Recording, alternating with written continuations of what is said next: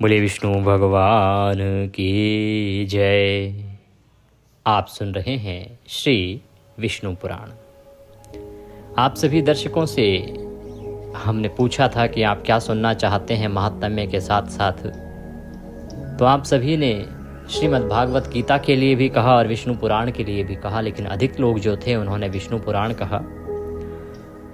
तो आज से प्रभु कृपा से हम विष्णु पुराण आरंभ करने जा रहे हैं और शीघ्र ही हम श्रीमद् गीता भी आपके लिए लेके आएंगे, क्योंकि हमारे सभी श्रोता, हमारे सभी दर्शक हमारे लिए बड़े महत्वपूर्ण हैं और हम सदा वही सब स्तोत्र और पाठ महात्म्य लेके आते हैं जो आप सुनना चाहते हैं, जो आपके जीवन के कल्याण के लिए होते हैं, जिससे भगवान की कृपा प्राप्त की जा सकती है।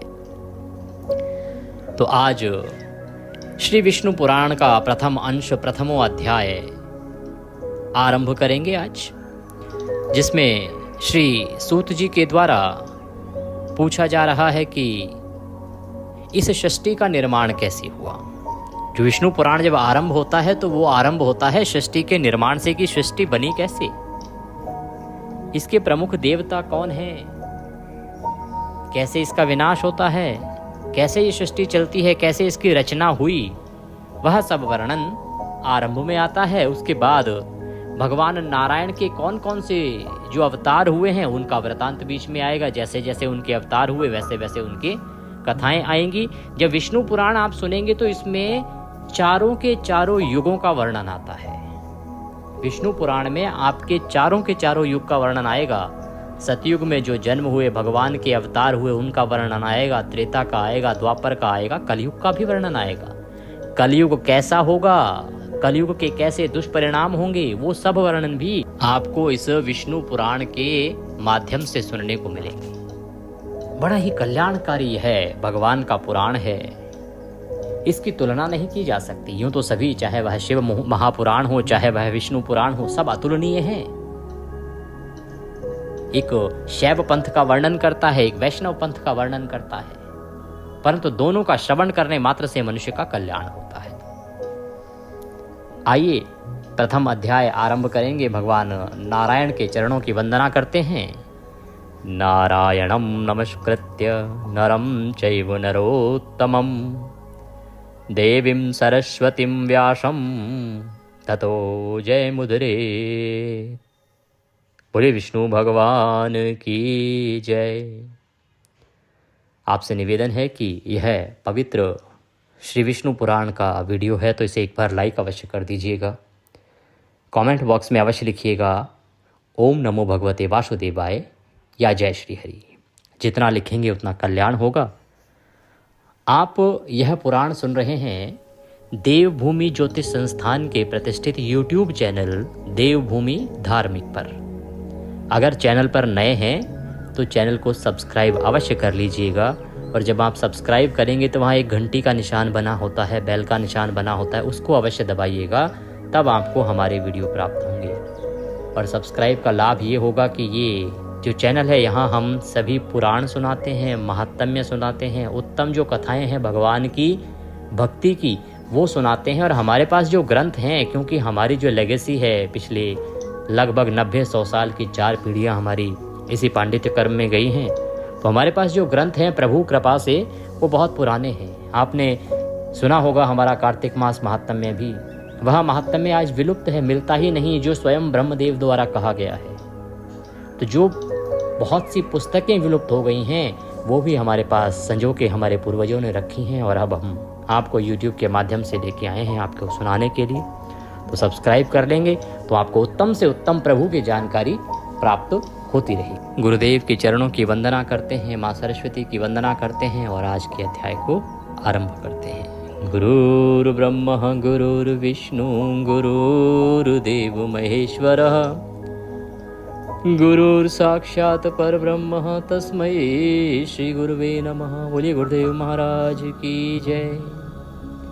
या देवी सर्वभूतेषु मां सरस्वती रूपेण संस्थिता नमस्तस्यै नमस्तस्यै नमस्तस्यै नमो नमः। बोलिए सरस्वती महारानी की जय।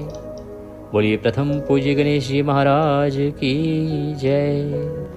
आप सभी श्रोतागण को, आप सभी दर्शकों को मेरा नमस्कार। आप सुन रहे हैं विष्णु पुराण। आज का वृतांत आरंभ करते हैं। यहाँ सूत जी कहते हैं कि मैत्रेय जी ने नित्य कर्म से निवृत्त हो गए और मैत्रेय जी ने निवृत्त होकर मुनिवर पाराशर जी को प्रणाम किया और पाराशर जी को प्रणाम करके उनके चरणों को छूकर पूछा। कहते हैं मैत्रेय जी कि हे गुरुदेव, मैंने आप ही से संपूर्ण वेद वेदांग सकल धर्मशास्त्रों का क्रमशः अध्ययन किया है। हे मुनिश्रेष्ठ, आपकी कृपा से मेरे विपक्षी भी मेरे लिए ये नहीं कहेंगे कि मैंने संपूर्ण शास्त्रों के अभ्यास में परिश्रम नहीं किया। अर्थात मैंने आपके आशीर्वाद से अनंत परिश्रम किया है सभी धर्मशास्त्रों में। आपके आशीर्वाद से मैंने सभी को पढ़ा भी है। तो हे धर्मज्ञ, अब मैं आपके मुखारविंद से ये सुनना चाहता हूँ कि यह जगत किस प्रकार उत्पन्न हुआ और आगे भी, अर्थात दूसरे कल्प में, क्योंकि कल्प बदलते रहते हैं। जब कल्प बदलते हैं तो ये जो संसार है इसकी पुनः रचना होती है। तो कहते हैं कि आगे भी ये रचित होते रहेंगे। ये कैसे होगा, अर्थात ये सृष्टि कैसे उत्पन्न होती है, ये मैं जानना चाहता हूँ, और कैसे विनाश की जाती है यह मैं सुनना चाहता हूँ। तथा हे ब्राह्मण, इस संसार का उपादान कारण क्या है? यह संपूर्ण चराचर किससे उत्पन्न हुआ है? यह पहले किसमें लीन था और आगे किसमें लीन हो जाएगा? इसके अतिरिक्त आकाश आदि भूतों का परिमाण क्या है? समुद्र, पर्वत तथा देवता आदि की उत्पत्ति, पृथ्वी का अधिष्ठान और सूर्य आदि का परिमाण तथा उनका आधार क्या है? देवता आदि के वंश, मनु, मनवंतर जो बार बार आने वाले हैं, चारों युगों में विभक्त कल्प और कल्पों के विभाग, प्रलय का स्वरूप, युगों के पृथक पृथक संपूर्ण धर्म, देवर्षि और राजऋषियों के चरित्र, श्री व्यास जी कृत वैदिक शाखाओं की यथावत रचना तथा ब्राह्मण आदि वर्ग, ब्रह्मचर्य आदि आश्रमों के धर्म, ये सब हे महामुनि शक्तिनंदन मैं आपसे सुनना चाहता हूँ कि मैं इन सब के विषय में जानना चाहता हूँ, सुनना चाहता हूँ। हे ब्राह्मण, आप मेरे प्रति अपना चित्त प्रसादोन्मुख कीजिए, जिससे हे महामुने मैं आपकी कृपा से यह सब जान सकूं। इस प्रकार से मैत्रेय जी ने अपने गुरु पाराशर जी से निवेदन किया। यह सुन के पाराशर जी बोले, हे धर्मज्ञ मैत्रेय, मेरे पिताजी के पिता श्री वशिष्ठ जी ने जिसका वर्णन किया उस पूर्व प्रसंग का तुमने मुझे अच्छा स्मरण कराया। इसके लिए मैं तुम्हें धन्यवाद देता हूँ। तुम धन्यवाद के पात्र हो। हे मैत्रेय, जब मैंने सुना कि पिताजी को विश्वामित्र की प्रेरणा से राक्षस ने खा लिया है तो मुझको बड़ा भारी क्रोध हुआ। तब राक्षसों का ध्वंस करने के लिए मैंने यज्ञ करना आरंभ किया। उस यज्ञ में सैकड़ों राक्षस जलकर भस्म हो गए। इस प्रकार उन राक्षसों को सर्वथा नष्ट होते देख मेरे महाभाग पिता वशिष्ठ जी मुझसे बोले, हे वत्स, अत्यंत क्रोध करना ठीक नहीं, अब इसे शांत करो। राक्षसों का कुछ भी अपराध नहीं है। तुम्हारे पिता के लिए तो ऐसा होना ही था। क्रोध तो मूर्खों को ही हुआ करता है, विचारवानों को भला कैसे हो सकता है? भैया, भला कौन किसी को मारता है? पुरुष स्वयं ही अपने किए का फल भोगता है। हे विप्रवर, हे प्रियवर, यह क्रोध तो मनुष्य के अत्यंत कष्ट से संचित यश और तप का भी प्रबल नाशक है। अर्थात जो बहुत मेहनत से, परिश्रम से आपने अपनी इज्जत, मान, मर्यादा, प्रतिष्ठा स्थापित की होती है, वह भी इस क्रोध से नष्ट हो जाती है। आपने देखा होगा कई बार मनुष्य क्रोध के वशीभूत होकर ऐसे समय में कुछ अनुचित कर जाता है जिससे उसकी जो इज्जत होती है ना, वो सब मिट्टी में मिल जाती है। कहते हैं, हे तात, इस लोक और परलोक दोनों को बिगाड़ने वाले इस क्रोध का महर्षिगण सर्वदा त्याग करते हैं, इसलिए तू इसके वशीभूत मत हो। अब इन बेचारे निरपराध राक्षसों को दग्ध करने से कोई लाभ नहीं है। अपने इस यज्ञ को समाप्त करो और साधुओं का धन तो सदा क्षमा ही रहा है। पाराशर जी कह रहे हैं कि इस प्रकार से वह वृतांत जो मेरे पूज्य दादाजी ने मुझे सुनाया था वह मैं तुम्हें बताता हूँ, क्योंकि एक समय की बात है जब मुझे ज्ञात हुआ कि मेरे पिताजी को राक्षस द्वारा खा लिया गया है, तो मैंने एक यज्ञ रचाया और सभी राक्षसों की उसमें आहुति देनी आरंभ कर दी। जब मेरे दादाजी वशिष्ठ जी ने देखा कि मैं इस प्रकार का यज्ञ कर रहा हूँ तो उन्होंने कहा कि पुत्र, इतना क्रोध ठीक नहीं है। तब महात्मा दादाजी के इस प्रकार समझाने पर उनकी बातों के गौरव का विचार करके मैंने यह यज्ञ समाप्त कर दिया। इससे मुनिश्रेष्ठ भगवान वशिष्ठ जी बहुत प्रसन्न हुए। उसी समय ब्रह्मा जी के पुत्र पुलस्त जी वहाँ आए। हे मैत्रेय, पितामह वशिष्ठ जी ने उन्हें अर्घ्य दिया। तब वे महर्षि पुलह के ज्येष्ठ भ्राता महाभाग पुलस्त जी आसन ग्रहण करके मुझसे बोले। पुलस्त जी बोले कि तुमने चित्त में बड़ा वैर भाव रहने पर भी अपने बड़े बूढ़े वशिष्ठ जी के कहने पर क्षमा स्वीकार की है, इसलिए तुम संपूर्ण शास्त्रों के ज्ञाता होगे। इस प्रकार का आशीर्वाद पुलस्त जी ने दिया। पुलस्त जी कौन हैं? पुलस्त जी हैं ब्रह्मदेव के पुत्र, बड़े ही उच्च कोटि के ऋषि हुए हैं, और क्योंकि ब्रह्मदेव के पुत्र हैं तो उच्च कोटि के होने ही हैं। तो उन्होंने कहा कि भाई, तुमने जिस प्रकार से क्रोध का त्याग किया है वशिष्ठ जी के कहने पर, वशिष्ठ जी के कहने पर जो तुम्हारे बूढ़े बुजुर्ग हैं, तो तुमने बड़े बुजुर्गों का सम्मान किया है, इसीलिए तुम आगे जाके शास्त्रों के बड़े ज्ञाता बनोगे। हे महाभाग, अत्यंत क्रोधित होने पर भी तुमने मेरी संतान का सर्वथा मूलोच्छेद नहीं किया, अतः मैं तुम्हें एक और उत्तम वर देता हूँ।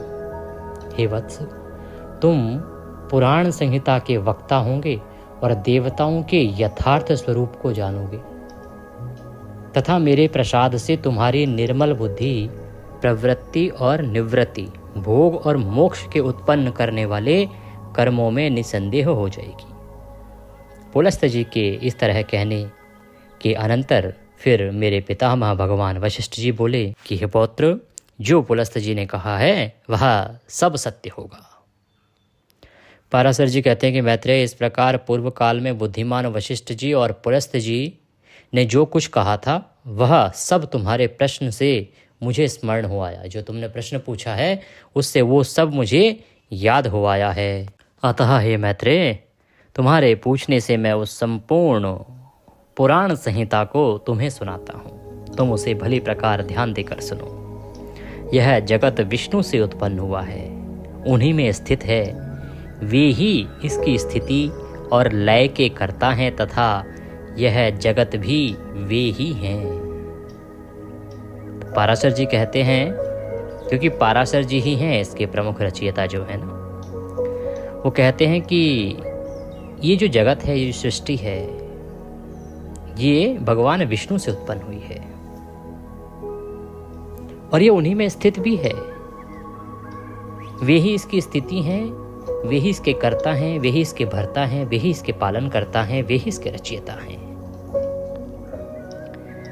पाराशर जी कहते हैं कि जो ब्रह्मा विष्णु और शंकर रूप से जगत की उत्पत्ति स्थिति और संहार के कारण हैं, तथा अपने भक्तों को संसार सागर से तारने वाले हैं, उन विकार रहित शुद्ध अविनाशी परमात्मा सर्वदा एक रस सर्वविजयी भगवान वासुदेव विष्णु को नमस्कार है, जो एक होकर भी नाना प्रकार रूप वाले स्थूल सूक्ष्म व अव्यक्त एवं व्यक्त रूप हैं, तथा अपने अनन्य भक्तों को मुक्ति के कारण भी हैं। तो यहाँ पे वो कह रहे हैं कि भगवान जो है ना, वो एक होते हुए भी अनेकों रूप धारण करते हैं। कभी वो स्थूल होते हैं, सूक्ष्म होते हैं, कभी वो कारण होते हैं, कभी वो कार्य होते हैं। जो कार्य हो रहा है वो भी परमात्मा वासुदेव ही हैं, और जिस कारण से हो रहा है वो कारण भी वो खुद ही हैं। जो विश्वरूप प्रभु विश्व की उत्पत्ति स्थिति और संहार के मूल कारण हैं, उन परमात्मा विष्णु को नमस्कार है। कहते हैं जो विश्व के अधिष्ठान हैं, अति सूक्ष्म से भी सूक्ष्म है, सर्व प्राणियों में स्थित हैं, पुरुषोत्तम और अविनाशी हैं, जो परमार्थतः अर्थात वास्तव में अति निर्मल ज्ञान स्वरूप हैं, किंतु अज्ञानवश नाना पदार्थ रूप से प्रतीत होते हैं, तथा जो काल स्वरूप से जगत की उत्पत्ति और स्थिति में समर्थ एवं उसका संहार करने वाले हैं। उन जगदीश्वर अजन्मा, अक्षय और अव्यय भगवान विष्णु को प्रणाम करके तुम्हें वह सारा प्रसंग क्रमशः सुनाता हूँ, जो दक्ष आदि मुनि श्रेष्ठों के पूछने पर पितामह भगवान ब्रह्मा जी ने उनसे कहा था। कहते हैं कि मैं ऐसे जगत के पालनहार, जगत के कर्ता का ध्यान करते हुए मैं वह वृतांत सुनाता हूँ जो ब्रह्मदेव द्वारा दक्ष आदि जो मुनि श्रेष्ठ हैं उनके पूछने पर ब्रह्मदेव ने उन्हें सुनाया था। क्योंकि इस सृष्टि में विष्णु के बाद कौन उत्पन्न हुए? ब्रह्मदेव। और उन्होंने किस प्रकार से सृष्टि की रचना की, तो इसीलिए इसके विषय में दूसरा अगर विष्णु के अलावा कोई बता सकते हैं तो वो ब्रह्मदेव हैं। वह प्रसंग दक्ष आदि मुनियों ने नर्मदा तट पर राजा पुरुष सूक्त को सुनाया था, तथा पुरुष सूक्त ने सारस्वत से और सारस्वत से मुझसे कहा गया था कि जो ब्रह्मा जी ने दक्ष आदि ऋषियों को सुनाया था, वो दक्ष आदि ऋषियों ने सुनाया नर्मदा के तट पर राजा पुरुष सूक्त को, और राजा पुरुष सूक्त ने वो सारस्वत जी को सुनाया, और सारस्वत जी ने पाराशर जी को सुनाया, और पाराशर जी अब यहाँ सुना रहे हैं। कहते हैं जो पर अर्थात प्रकृति से भी पर, परम श्रेष्ठ अंतरात्मा में स्थित परमात्मा रूप, वर्ण, नाम और विशेषण आदि से रहित है, जिसमें जन्म, वृद्धि, परिणाम, क्षय और नाश, इन 6 विकारों का सर्वथा अभाव है। अर्थात ये 6 विकार उसके अंदर हैं ही नहीं। क्या? जन्म, ना तो उसका जन्म होता है, ना उसकी वृद्धि होती है, ना ही उसका परिमाण है, ना वो क्षय को प्राप्त होता है, ना उसका नाश होता है।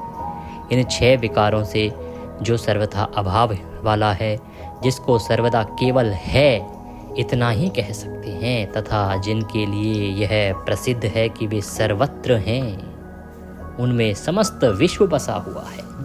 इसलिए ही विद्वान जिसको वासुदेव कहते हैं, वही नित्य, अजन्मा, अक्षय, अव्यय, एक रस और हेय गुणों के अभाव के कारण निर्मल पर ब्रह्म है। वही इन सब व्यक्त अर्थात कार्य और अव्यक्त अर्थात कारण जगत के रूप से तथा इसके साक्षी पुरुष और महाकारण काल के रूप से स्थित है। कहते हैं द्विज, पर ब्रह्मा का प्रथम रूप पुरुष है, अव्यक्त प्रकृति और व्यक्त महदादि उसके अन्य रूप हैं, तथा सबको शोभित करने वाला उनसे काल उसका परम रूप है। इस प्रकार जो प्रधान पुरुष, व्यक्त और काल इन चारों से परे है तथा जिसे पंडित जन ही देख पाते हैं, वही भगवान विष्णु का परम पद है। प्रधान पुरुष, व्यक्त और काल ये रूप पृथक पृथक संसार की उत्पत्ति, पालन और संहार के प्रकाश तथा उत्पादनों में कारण हैं। भगवान विष्णु जो व्यक्त, अव्यक्त, पुरुष और काल रूप से स्थित होते हैं, इसे उनकी बालवत क्रीड़ा ही समझो। उनमें से अव्यक्त कारण को जो सद्रूप अर्थात कारण शक्ति विशिष्ट और नित्य सदा एक रस है, श्रेष्ठ मुनिजन प्रधान तथा सूक्ष्म प्रकृति कहते हैं। वह क्षय रहित है, उसका कोई अन्य आधार भी नहीं है, तथा अप्रमेय, अजर, निश्चल, शब्द स्पर्शादि शून्य और रूप आदि रहित है। वह त्रिगुणमय और जगत का कारण है तथा स्वयं अनादि एवं उत्पत्ति और लय से रहित है। यह संपूर्ण प्रपंच प्रलय काल से लेकर सृष्टि के आदि तक उसी से व्यक्त था। हे विप्र, विष्णु के परम स्वरूप से प्रधान और पुरुष ये 2 रूप हुए हैं। उसी विष्णु के अन्य रूप के द्वारा वे दोनों सृष्टि और प्रलय काल में संयुक्त और वियुक्त होते हैं। उस रूपांतर का ही नाम काल है। बीते हुए प्रलय काल में यह व्यक्त प्राकृत प्रलय कहते हैं। हे द्विज, काल रूप भगवान अनादि हैं, इनका अंत नहीं है। इसलिए संसार की उत्पत्ति, स्थिति और प्रलय भी कभी नहीं रुकते। वे प्रवाह रूप से निरंतर होते रहते हैं। हे मैत्रेय, प्रलय काल में प्रधान अर्थात प्रकृति के साम्यावस्था में स्थित हो जाने पर और पुरुष के प्रकृति से पृथक स्थित हो जाने पर विष्णु भगवान का काल रूप इन दोनों को धारण करने के लिए प्रवृत्त होता है।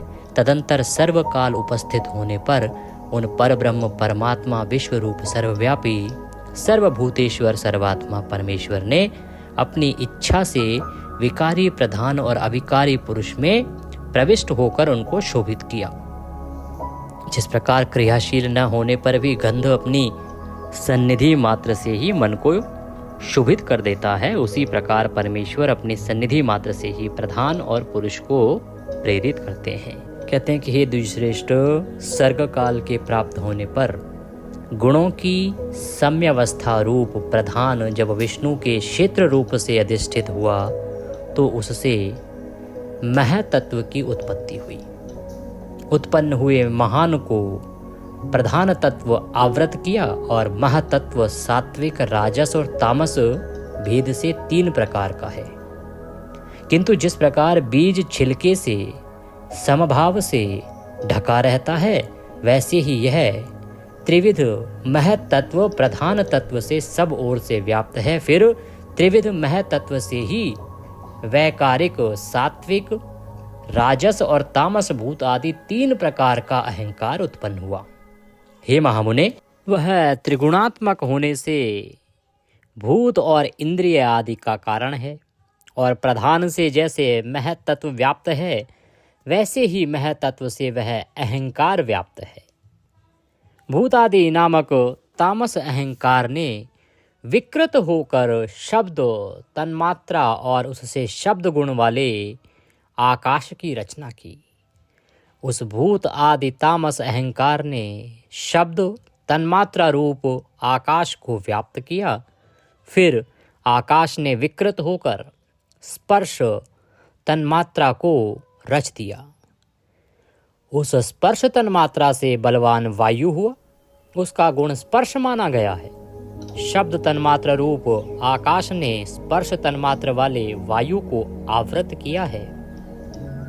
फिर वायु ने विकृत होकर रूप तन्मात्र की सृष्टि की। रूप तन्मात्र युक्त वायु से तेज उत्पन्न हुआ, उसका गुण रूप कहा गया है। स्पर्श तन्मात्र रूप वायु ने रूप तन्मात्र वाले तेज को आवृत किया।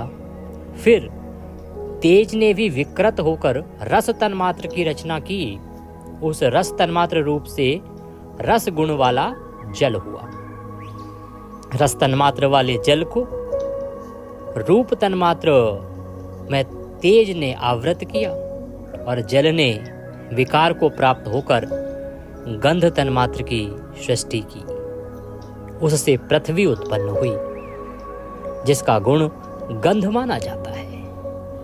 उन आकाश आदि भूतों में तन्मात्र है, अर्थात केवल उनके गुण शब्द आदि ही हैं, इसीलिए वे तन्मात्र अर्थात गुण रूप ही कहे गए हैं। तन्मात्राओं में विशेष भाव नहीं है, इसीलिए उनकी विशेष संज्ञा है। वे अविशेष तन्मात्राएं शांत और घोर अथवा मूढ़ नहीं है, अनुभव नहीं हो सकता, मोह रूप से अनुभव नहीं किया जा सकता। इस प्रकार तामस अहंकार से यह भूत तन्मात्र रूप सर्ग हुआ है। 10 इंद्रियां तेजस अर्थात राजस अहंकार से और उनके अधिष्ठाता देवता वैकारिक अर्थात सात्विक अहंकार से उत्पन्न हुए कहे गए हैं। तो इस प्रकार से कहते हैं कि सबसे पहले ये 3 गुण उत्पन्न हुए। क्या गुण? सत, रज और तम। तो तामस से अर्थात तामस को अहंकार का रूप कहा जाता है। अहंकार से सबसे पहले आकाश की आवृत्ति हुई और आकाश के बाद वायु, वायु से जल और इस प्रकार से पृथ्वी का निर्माण हुआ। जो 10 इंद्रियां हैं, कहा जाता है कि ये राजस अर्थात अहंकार से और उसके जो अधिष्ठाता देवता हैं वो सात्विक अहंकार से उत्पन्न हुए, क्योंकि तीनों ही, चाहे वो रज है, चाहे वो सत है, चाहे वो तामस है, तीनों अहंकार के ही रूप हैं, बस अहंकार अलग अलग प्रकार के हैं। तो इनसे, इस प्रकार से इस सृष्टि का निर्माण आरंभ हुआ। इस प्रकार इंद्रियों के अधिष्ठाता जो देवता हैं, 10 देवता और 11वां मन जिसे कहा जा रहा है ना, वो वैकारिक सात्विक हैं। बोले विष्णु भगवान की जय। इसी के साथ आज का यह अध्याय यहाँ पूर्ण होता है। सृष्टि का निर्माण हो रहा है। आगे आपको और महत्वपूर्ण जानकारियाँ प्राप्त होंगी कि ये सृष्टि बनी कैसे, आरंभ में कौन आया, मनुष्य की उत्पत्ति कैसे हुई, कौन सा देवता कहाँ से उत्पन्न हुआ, कौन किसका उत्पन्न करने वाला है, कौन किसका पिता है। बड़ी महत्वपूर्ण जानकारियाँ हैं। जब आप आरंभ में सुनेंगे ना विष्णु पुराण में, तो कथा नहीं है आरंभ में, केवल वो जानकारियाँ हैं जो आपके चक्षु खोल देंगी, अर्थात आपकी आंखें खोल देंगी कि कौन किसका पुत्र है, कौन कैसे पैदा हुआ, कौन सी वस्तु इस पृथ्वी पर किसके द्वारा लाई गई, कौन किसके द्वारा निर्मित हुआ। तो महत्वपूर्ण अध्याय आरंभ में आएंगे। आप सभी के कहने के अनुसार मैंने श्री विष्णु पुराण का आरंभ किया है। अब प्रतिदिन हम इसी का श्रवण करेंगे। भगवान विष्णु की कृपा प्राप्त करने के लिए आप प्रतिदिन सुनते जाइएगा और साथ ही अवश्य सुनिएगा मार्गशीर्ष महात्म्य, उसका वीडियो भी आपका आ गया है। और जिन भक्तगणों ने गीता जी सुनने का अनुरोध किया है, आपकी इच्छा भी अवश्य पूर्ण होगी और शीघ्र ही हम गीता जी का पाठ भी आपके लिए आरंभ करेंगे। आप सुनते जाइए, हम सुनाने के लिए यहाँ सदा बैठे हैं। और जितना हो सके वीडियो को आगे भेजिए। लाभ ये होगा कि प्रभु की कथाएं जितने लोगों तक पहुँचेंगी ना, उतना कल्याण होगा। वो सुनेंगे, भगवान की भक्ति करेंगे, पुण्य आपको मिलेगा, क्योंकि आपके द्वारा वह वीडियो वहाँ तक पहुँचा है। भगवान की कथाओं का प्रचार प्रसार जितना करेंगे, नारायण उतना प्रसन्न होते हैं, यही नारायण का कहना है। तो अधिक से अधिक वीडियो के लिंक को शेयर कीजिए और प्रभु कृपा प्राप्त करते रहिए। कुछ और पूछना चाहें, कहना चाहें, कमेंट बॉक्स में लिख के पूछ सकते हैं। दक्षिणा स्वरूप यदि कुछ भी भेजना चाहें तो स्क्रीन पर नंबर आ रहा है 900 से, उस पर भेज सकते हैं, या जो QR कोड साथ में आ रहा है ना, उसको स्कैन करके सीधे हमारे बैंक खाते में भी भेज सकते हैं QR कोड के द्वारा। कल आगे का अध्याय करते हैं। भगवान सब पर कृपा करें। हरे कृष्ण।